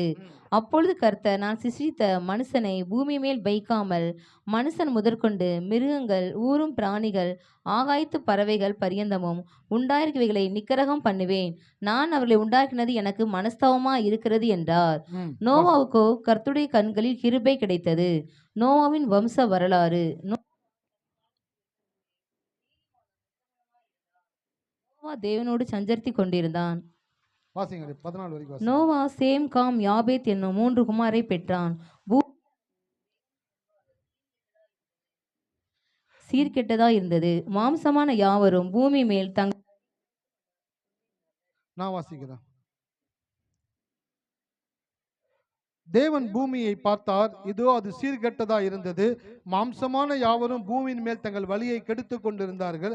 அப்பொழுது தேவன் நோவாவை நோக்கி, மாம்சமான யாவரின் முடிவும் எனக்கு முன்பாக வந்தது, அவர்களாலே பூமி கொடுமையினால் நிறைந்தது, நான் அவர்களை பூமியோடு கூட அழித்து போடுவேன். நீ கொப்பேர் மரத்தால் உனக்கு ஒரு பேழையை உண்டாக்கு, அந்த பேழைகளை அறைகளை உண்டு பண்ணி அதை உள்ளும் புறம்புமாக கீழ்பூசு. ஹல்லேலூயா. பாருங்க, இந்த உலகம் வந்து சீர்கட்ட ஒரு உலகமாக மாறிக்கொண்டிருந்தது. மக்கள் தங்களுடைய வாழ்க்கையை கெடுத்து கொண்டிருந்தாங்க. உலகத்தில் இருக்கிற எல்லா மக்களும் நெறிகட்டு சீர்கெட்டு பாவத்தில் உழன்று தேவனுக்கு புரியமில்லாத ஒரு வாழ்க்கை வாழ்ந்து கொண்டிருக்கும் பொழுது ஒரே ஒரு மனிதனுக்கு மட்டும் தேவனுடைய கண்களிலே கிருபை கிடைத்தது. ஹல்லேலூயா. அவன் சில பேர் நினைக்கிறாங்க, நான் எல்லாம் தப்பு பண்றாங்க, நான் பண்ணக்கூடாதா? நீங்க பண்ணக்கூடாது. ஏன் நான் மட்டும் பண்ணக்கூடாது? உங்களை கொண்டு தேவன் ஒரு பெரிய திட்டத்தை வைத்திருக்கிறார். ஹல்லேலூயா. நான் அடிக்கடி நினைப்பேன், எல்லாம் இது பண்றாங்க அது பண்றாங்க, நம்ம என்ன அப்படியே ஒரு மாதிரி அப்படியே டபுள் மைண்டா அப்படியே யோசிச்சுட்டே இருக்கும்போது கடவுள் சொல்லுவாரு, அவன் இன்னைக்கு பண்ணுவான், நாளைக்கு அவன் இருக்கவே மாட்டான். நீ இன்னைக்கு பண்ணல, ஆனாலும் நீதிமான் நித்திய கீர்த்தி உள்ளவன். ஹல்லேலூயா. அப்ப நீதிமான் ஒரு விஷயத்தை செய்ய மாட்டான். ஏன் செய்ய மாட்டான் அப்படின்னாக்க, அவன் நிகழ்காலத்தை பார்த்து வாழ்கிறவன் அல்ல, அவன் எதிர்காலத்தை பார்த்து வாழ்கிறவன். ஏன்னாக்கா அவனுடைய தேவன் அவனுக்கான சிறந்த எதிர்காலத்தை வைத்திருக்கிறார். எத்தனை பேர் விசுவாசிக்கிறீங்க? இன்னைக்கு விட நீங்க நாளைக்கு நல்லா இருப்பீங்க. நான் சொல்றேன், அடுத்த வருஷம் இன்னும் சிறப்பா இருப்பீங்க. இனி அடுத்து வரக்கூடிய வருஷங்கள்ல தேவன் உங்களுடைய வாழ்க்கையை ரொம்ப அற்புதமா மாற்ற போகிறாரு. உங்களுடைய வாழ்க்கையை அழகா உருவாக்க போகிறாரு. படிக்கிற பிள்ளைங்க நல்லா படிப்பாங்க, நல்லா படிக்கிற பிள்ளைங்களுக்கு நல்ல வேலையை தேவன் கொடுப்பாரு. நீங்க நல்ல இடம் வாங்குவீங்க, வீடு கட்டுவீங்க. உங்களுடைய ஆசீர்வாதத்தினால உங்களுடைய சொந்தக்காரர்கள் எல்லாரும் உங்களை பார்த்து ஆச்சரியப்படுவார்கள். அவர்களும் ஆசீர்வாதத்தை பெற்றுக் கொள்வதற்கு நீங்கள் வழியாக இருப்பீர்கள். ஹல்லேலூயா. அதை அவங்களால பார்க்க முடியுதா? தொலைநோக்கு பார்வையோடு கூட செயல்படணும். அடுத்த வெளிநாட்டுல எப்படி திட்டமிடுறாங்க, நெக்ஸ்ட் 50 இயர்ஸ்க்கு அப்புறம் நம்ம எப்படி இருப்போம், அடுத்த 50 வருஷத்துக்கு அப்புறம் நம்ம நாடு எப்படி இருக்குன்றத முன்னறிந்து ஃபோர்காஸ்ட் பண்ணி அதுக்கு வேண்டிய சாலை வசதிகள், அதுக்கு வேண்டிய பிரிட்ஜ், அதுக்கு வேண்டிய ட்ரெயின், அதுக்கு வேண்டிய சேட்டிலைட்ஸ், அதுக்கு வேண்டிய படிப்பு எல்லாவற்றையும் டிசைன் பண்ணாங்க. நெக்ஸ்ட் 50 இயர்ஸ்க்கு எப்படி இருக்க போறோம்னு சொல்லிட்டு அவன் இருக்க மாட்டான் பிளான் பண்றவன். ஆனா 50 இயர்ஸ்க்கு அப்புறம் தன் நாடு இருக்கணும், தன் மக்கள் இருக்கணும்னு சொல்லிட்டு பிளான்களை ஏற்படுத்துகிறான். நான் சொல்லுகிறேன், நீங்க உங்க அம்மா வயிற்றுல உருவாகும் பொழுதே உங்களுடைய மொத்த வாழ்க்கைக்கான காரியங்களும் தேவன் திட்டமிட்டு இருக்கிறார். ஹல்லேலூயா. அவங்க தாயின் கருவில் இருக்கும் பொழுது தேவன் உங்களை முன்குறித்து இருக்கிறாரு. இந்த நாள் வரைக்கும் உங்களை நடத்தி கொண்டு வந்த தேவன் இனியும் உங்களுக்கு ஒரு சிறப்பான ஒரு வாழ்க்கையை வைத்திருக்கிறார். அதை முதல்ல நம்புங்க. சில பேர் நம்புறதுக்கு கஷ்டமா இருக்குது இல்லையா? வாழ்க்கை எப்படி இருக்குமோ தெரியலையா, எப்படி சமாளிக்க போறேன்னு தெரியல, இதையே நினைச்சுக்கிட்டே இருந்தீங்கன்னு வச்சுக்கீங்களேன், கழுத தேஞ்சு கட்டெரும்பாயிடும். பட்டுப்புழு பட்டாம்பூச்சியா மாறுறதுதான் கிறிஸ்தவ வாழ்க்கையை தவிர, கழுத தேஞ்சு கட்டரம்பா போறது கிறிஸ்தவ வாழ்க்கை?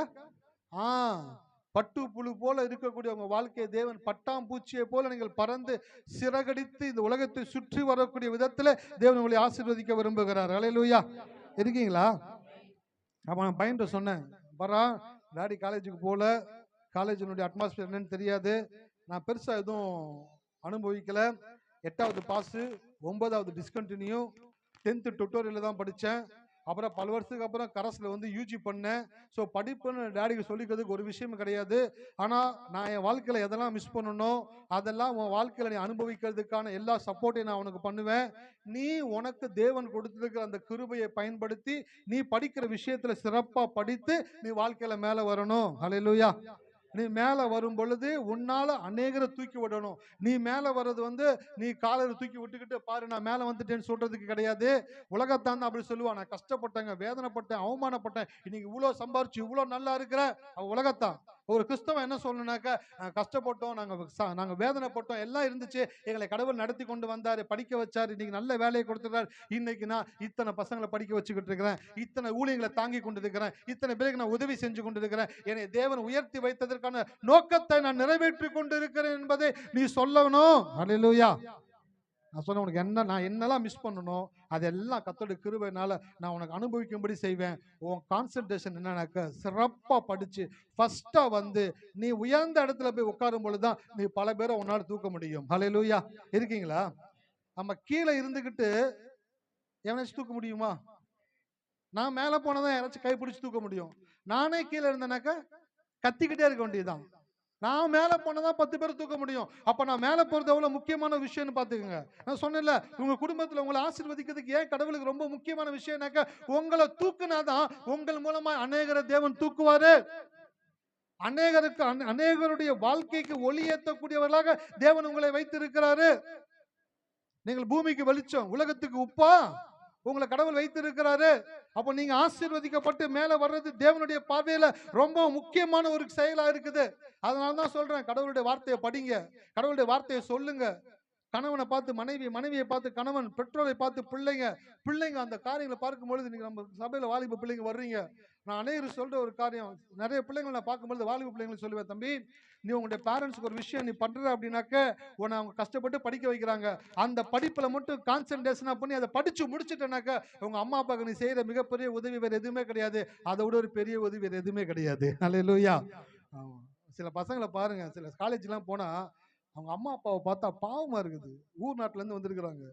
கையில ஒரு பைய வச்சுக்கிட்டு, பணத்தை வச்சுக்கிட்டு, அவங்கள பார்க்கும்பொழுது அந்த பணத்தை கட்டாயமா கடன் வாங்கி தான் கொண்டு வந்திருப்பாங்க. அந்த பிள்ளைங்கள எப்படியாச்சும் படிக்க வைக்கணும்ன்ட்டு. அவங்க அப்பா போட்டுருக்க ட்ரெஸ் பார்த்தாக்க சாதாரண ட்ரெஸ் ஆகுது. பையனை பார்த்தோன்னாக்கா ஜீன்ஸ் பேண்ட் கிழிஞ்சு இருக்குது, ஷூ ஒரு மாதிரி இருக்குது, முடி இப்படி இருக்குது, சட்டை ஒரு மாதிரி இருக்குது, வாட்ச் பார்த்தோன்னா பந்தாவா இருக்குது. அவங்க அப்பாவை பார்த்தா சம்மந்தமே இல்லை. நான் பார்க்குறேன், அப்பாவா பையனா என்னடா 2 பேர் இப்படி இருக்கிறீங்கனாக்க, நான் சொன்னேன் பார்த்தீங்களா, நான் அனுபவிக்காத என் பையன் அனுபவிக்கணும். அதே போல அப்பா போல அவரும். அவங்க அப்பா கொண்டு வந்துக்கிறாரு, எப்படியாச்சும் இந்த பையனை, அந்த பையன் மூஞ்சில பார்த்தா படிக்கணும் மேல வரணுன்ற துளி அளவு கூட எண்ணம் கிடையாது. நான் சில வாலிபர்களை சந்திக்கும் போது சொல்லுவேன், தம்பி உன் வாழ்க்கையில இந்த படிக்கிற நாட்கள் ரொம்ப ரொம்ப முக்கியமான நாட்கள். அந்த நாட்களை நீ சரியா யூட்டிலைஸ் பண்ணி அதை சரியா நீ எஃபெக்டிவா போட்டு அது நீ உன் பெஸ்ட்டை கொடுக்கல அப்படின்னாக்க உன் வாழ்க்கை முழுக்க நீ கஷ்டப்படுவ. என்னதுங்க? வாழ்க்கை முழுக்க கஷ்டப்பட்டுக்கிட்டே இருக்கணும். கரெக்டானதான் சொல்லுவாங்க நம்ம ஆளுங்க, காலத்தே பயிர் செய். அந்தந்த வேலையை அந்தந்த டைம்ல கரெக்டா பண்ணிட்டுனாக்கா எல்லாம் உன்னை தேடி வரும். எல்லாம் உன்னை தேடி வரும். ஆனா அதை நீ மிஸ் பண்ணிட்ட, வாழ்க்கையில ஒவ்வொன்னையும் நீ தேடி அலையணும், ஒவ்வொன்றுக்கும் சுத்தணும், ஒவ்வொன்றுக்கும் அலையணும். ஒரு இடத்துல வேலை கேட்கறதுக்கு அலையணும், காத்திருக்க வைப்பானுங்க, போயிட்டு நாளைக்கு வான்னு சொல்லுவானுங்க. கேட்கிற சம்பளத்துல குறைவான சம்பளத்தை கொடுப்பாங்க. உன்கிட்ட வந்து ஒண்ணுமே கிடைக்காது. உன் கை இப்படிதான் இருக்கும் வாழ்நாள் முழுக்க. எப்போ நீ உன்னை படிக்கக்கூடிய வாய்ப்பை பயன்படுத்தி சிறப்பாய் படித்து சிறப்பாய் முடித்து ஃபர்ஸ்டா நீ மேல வந்து நிக்கிறியோ, அப்போ உன் கை எப்படி மாறும் அப்படின்னாக்கா இப்படி மாறிடும். இப்படி மாறுறதுனாக்க யூ கேன் டிமாண்ட். நீ டிமாண்ட் பண்ணி கேட்கலாம், இத்தனை லட்சம் எனக்கு வேணும், இந்த போஸ்டிங் எனக்கு வேணும், இது எனக்கு கொடுத்து ஆகணும். ஏன்? உங்ககிட்ட அப்படி கொடுத்த ஸ்டஃப் இருக்கிறபடினால நீங்கள் கேட்கக்கூடியவர்களாக மாறுவீர்கள். இல்லைன்னா வச்சுக்கங்களேன், ஏந்திர கையை வாழ்க்கை முழுக்க ஏந்திக்கிட்டே தான் இருக்கும். நான் சொல்றேன், இந்த மாலை வேலையில படிக்கிற பிள்ளைங்க சிறப்பா படிங்க. ஹல்லேலூயா. உங்களுக்கு உதவி செய்ய கடவுள் இருக்கிறாருப்பா. உலகத்தானுக்கு யாருமே கிடையாது. அந்த பிள்ளையே நல்லா படிக்குதுனாக்க உங்களுக்கு கடவுள் துணையா இருக்கும் பொழுது உங்களுக்கு என்ன நோவுதுன்னு கேட்கிறேன். என்ன நோவுது உங்களுக்கு படிக்கிறதுக்கு? இல்ல ஒரு தடவை படிச்சா மனப்பாடம் ஆகல, 3 தடவை படி. இல்ல 3 தடவை படிச்சு மனப்பாடம் ஆகல, 5 தடவை படி. அதை விட என்ன வேலை? என்ன வெட்டி முறிக்கிறீங்கன்னு கேட்கிறேன். என்னத்தை வெட்டி முறிக்கிறீங்க? ஒன்றும் கிடையாது. படிங்க, மனப்பாடம் வர வரைக்கும் படிங்க, புரிஞ்சுக்கிற வரைக்கும் படிங்க. ஏன் தெரியுங்களா? உங்கள் மூலமாக அநேகரை தேவன் ஆசீர்வதிக்கும்படி திட்டம் வைத்திருக்கிறார். ஹல்லேலூயா. ஆமா, உங்களை உயர்த்துறது உங்களுக்கான திட்டம் மட்டும் கிடையாது. உங்களை கொண்டு தேவன் அநேகரை ஆசீர்வதிக்க போகிறாரு. அநேகருடைய ஆசீர்வாதத்துக்கான வாசலா நீங்க இருக்கிறீங்க. அன்னைக்கு அப்படிதான் தேவன் நோவாவை பார்த்தாரு. அந்த ஒருத்தன் தப்பு செய்யாம இருந்தான். அந்த ஒருத்தனுக்கு கர்த்தருடைய கண்களை கிருபை கிடைத்தது. அவனை கூப்பிட்டு சொல்றாரு, இந்த உலகம் ஃபுல்லா பாவம் பண்ணிருச்சுப்பா, இந்த உலகத்தை ஃபுல்லா நான் அழிக்க போகிறேன். அதனால நீ ஒரு கொப்பேர் மரத்துல ஒரு பேழையை பண்ணு, அந்த பேழையில யாரெல்லாம் வர்றாங்களோ அவங்கள எல்லாம் ஏத்திக்கோ. அந்த பேழை மழை வரும் பொழுது மேலே கிளம்பும், பேழைக்குள்ள இருக்கிறவங்க மாத்திரம் தான் பாதுகாக்கப்படுவாங்க அப்படின்னு சொல்லிட்டாரு. சொல்லி 70 வருஷம் நோவா பேழையை மெட்டீரியல் போட், என்னதுங்க? ஆமா, மரத்தை வெட்டி, தேவன் சொன்ன மரத்தை வெட்டி கொண்டு வந்து அளவெடுத்து சரியாய் அந்த பேழையை உருவாக்கினான்.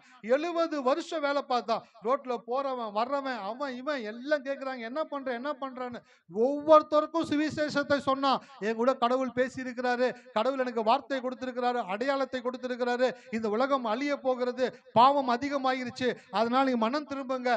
யாரெல்லாம் விசுவாசிக்கிறீங்களோ என் கூட வந்து இந்த படகுல ஏறிக்கிங்க, இந்த பேழையில ஏறிக்கிங்க. இதுல ஏறினா நீங்க எல்லாம் உயிர் காக்க 70 வருஷம் சொல்லிக் கொண்டு வேலையை செய்து கொண்டே இருக்கிறான். ஊழியக்காரர் பிரசங்கித்தாரு. 70 வருஷம் பிரசங்கிச்சு ஒருத்தரை கூட ரட்சிப்புல கொண்டு வராத நோவா அப்படின்னாரு. ஹல்லேலூயா. நான் பார்த்தேன், அப்படியா அப்படின்னு எடுத்து படிச்சு பார்த்தா 7 பேர் ரட்சிப்புகளை நடத்திருக்கிறாரு. யாருங்க 7 பேரு? நோவாவுடைய மனைவி, நோவாவுடைய 3 குமாரர், நோவாவுடைய, ஆமா, அத்தனை பேரை 70 வருஷம் பிரசங்கம் பண்ணி யாரையும் ரட்சிப்புகளை நடத்தல.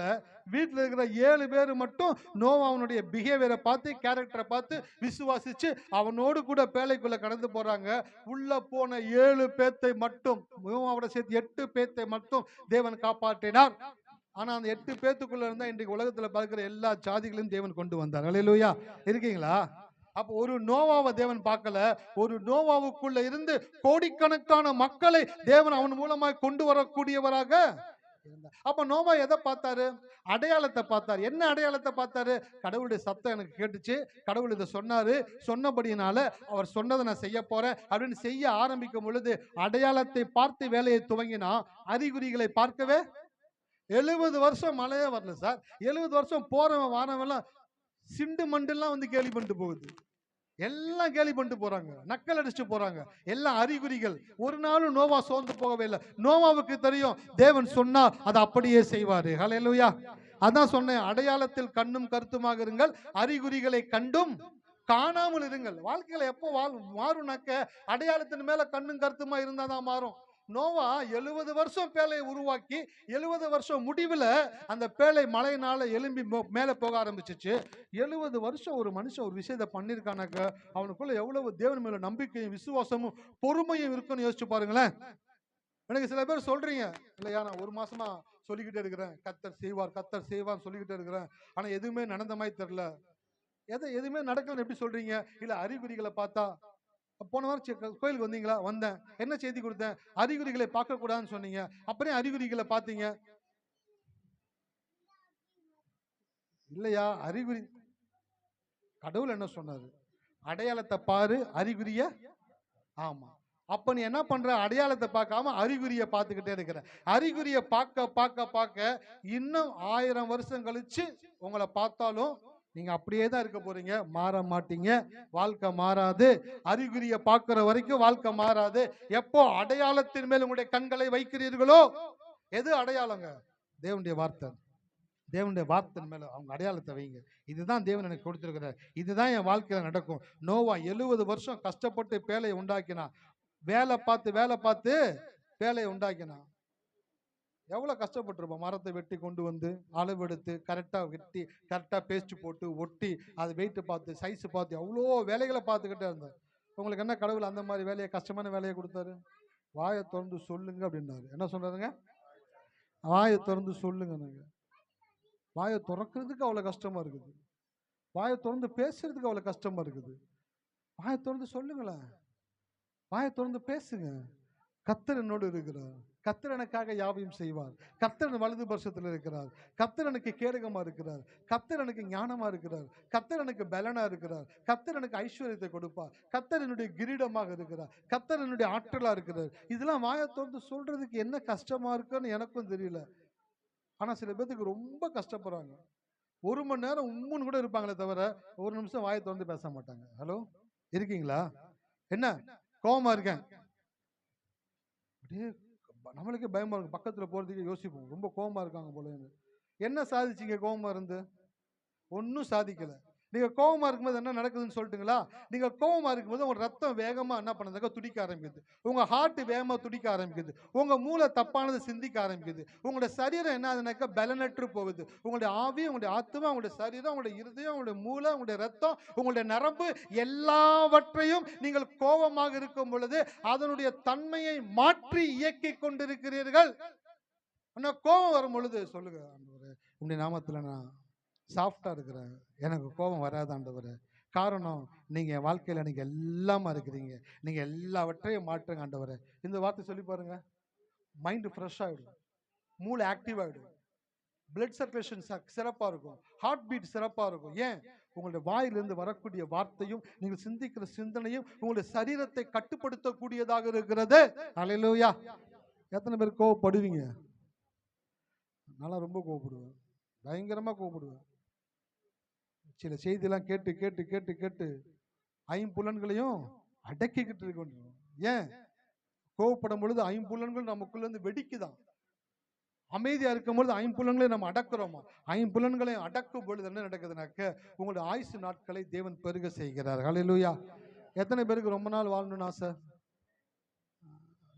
அவங்க 2 பேர்த்தையும் அப்பப்போ நோட் பண்ணிட்டு ஒரு நாள் கையே தூக்க மாட்டீங்கன்னா அந்த சிஸ்டர் கூட தூக்குறாங்க. சுதா சிஸ்டருக்கு என்னுடைய வாழ்த்துக்கள். டக்குன்னு அவங்க தான் ஃபஸ்ட்டு கையை தூக்குறாங்க, நான் ரொம்ப நாள் உயிர் வாழ்னேன் ஏன்னு சொல்லிட்டு.